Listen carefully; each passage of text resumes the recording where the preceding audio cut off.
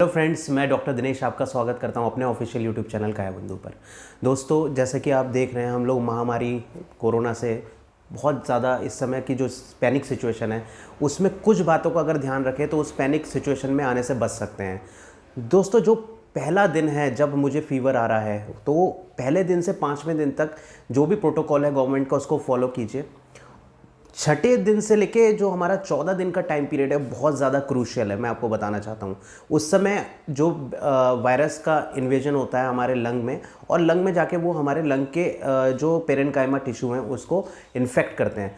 तो हमें अपना oxygen saturation right from 6 day से चेक करना है कि वो कहीं डाउन तो नहीं हो रहा है। अगर वो डाउन हो रहा है तो हमें कुछ मेजर्स लेने हैं। लाइकवाइज ऑक्सीजन सिलेंडर के पीछे ठीक है, अगर मिल जाता है तो अच्छी बात है, आप उसको कैरी कीजिए, अपना पेशेंट को यूज़ कीजिए। लेकिन ऑक्सीजन के साथ साथ मुझे ये देखना है कि स्टेरॉयड थेरेपी मेरी अप्रोप्रिएट टाइम पे सही समय पे अगर यूज़ हो जाएगी तो हम पेशेंट की लाइफ को अच्छे से सेव कर सकते हैं। कुछ एंटीबायोटिक्स अगर उस समय लग जाएं, और स्पेशली जिनका ऑक्सीजन सेचुरेशन 80-85 के नीचे जा रहा है तो उनको इंजेक्टेबल्स पे रखिए। तो मेरी आप सभी से गुजारिश है, मैं पहले भी बोल चुका हूँ, जो भी आपके फैमिली डॉक्टर्स हैं उनको आप रिक्वेस्ट कीजिए कि आप स्टेरॉयडल थेरेपी, ऑक्सीजन, आपके एंटीबायोटिक्स समय पे यूज़ हो जाए तो हम पेशेंट की लाइफ काफ़ी हद तक सेव कर सकते हैं, और हो सकता है कि उसको ऑक्सीजन की ज़रूरत भी ना पड़े। साथ में नेबुलाइजेशन करना है, क्योंकि जो हमारा एयर पैसेज है उसके कहीं ना कहीं वहाँ पे रुकावट हो रही है सूजन की वजह से, या फिर कुछ वहाँ पे एक्सुडेशन है जिसको हम लोग जो बलगम के रूप में हम निकालते हैं। तो कहीं ना कहीं ये दो प्रॉब्लम की वजह से हमारी जो ऑक्सीजन, हम जो एयर ले रहे हैं वो हमारे एल्वेओलाई तक नहीं पहुँच पा रही है, जहाँ पे कि गैसियस एक्सचेंज होता है।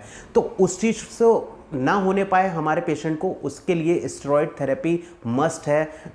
एम्स की भी गाइडलाइन आ गई है। तो मैं आप सभी से, क्योंकि इस समय ऑक्सीजन की कमी है, बेड की कमी है, तो हम अपने फैमिली डॉक्टर से रिक्वेस्ट करें कि वो हमें steroidal therapy as well as antibiotics injectables के रूप में बताएं। वो आप अपने घर पे यूज़ करा सकते हैं पेशेंट को, और समय समय पे 8 आवरली आप नेबुलाइजेशन कराइए। अकॉर्डिंग टू द सिचुएशंस 12 घंटे पे भी करा सकते हैं, 6 घंटे पे भी करा सकते हैं। अपने फैमिली डॉक्टर के टच में रहिए और अपने पेशेंट की लाइफ को हम सेव कर सकते हैं। तो ऑक्सीजन के पीछे आप, क्योंकि ऑक्सीजन, लोग सोच रहे हैं कि ऑक्सीजन की वजह से पेशेंट बच रहा है। फॉर द टाइम बीइंग आपके पेशेंट को ऑक्सीजन मिल रही है, क्योंकि जो आप ऑक्सीजन लेते हो वो 93 to 95% ऑक्सीजन होती है। तो आपका ऑक्सीजन का लेवल तो बढ़ता है, लेकिन आपकी बीमारी ठीक नहीं हो रही है। तो ऑक्सीजन को आप ट्रीटमेंट मत समझिए, ट्रीटमेंट इसका स्टेरॉयड है, एंटीबायोटिक्स हैं। तो अपने डॉक्टर से आप मिलिए और उनको पूछिए कि क्या हमें आगे पेशेंट को ट्रीटमेंट देना है। साथ में मैं बताना चाहता हूँ, जब पेशेंट ठीक हो जाता है 13वां 14 दिन के बाद, तो आप जो ब्लड डाइल्यूटर्स हैं उसको ज़रूर लीजिए। क्योंकि देखने में आया है कि पेशेंट जब ठीक हो जाता है 15-20 दिन के बाद उसे हार्ट अटैक आ जाता है, या फिर एकदम से कहीं पे भी थ्रोम्बस क्रिएट हो जाता है पल्मोनरी रीजन में, या फिर पल्मोनरी किसी भी रीजन में वहाँ पे थ्रोम्बस क्रिएट होने की वजह से पेशेंट को दिक्कत हो रही है।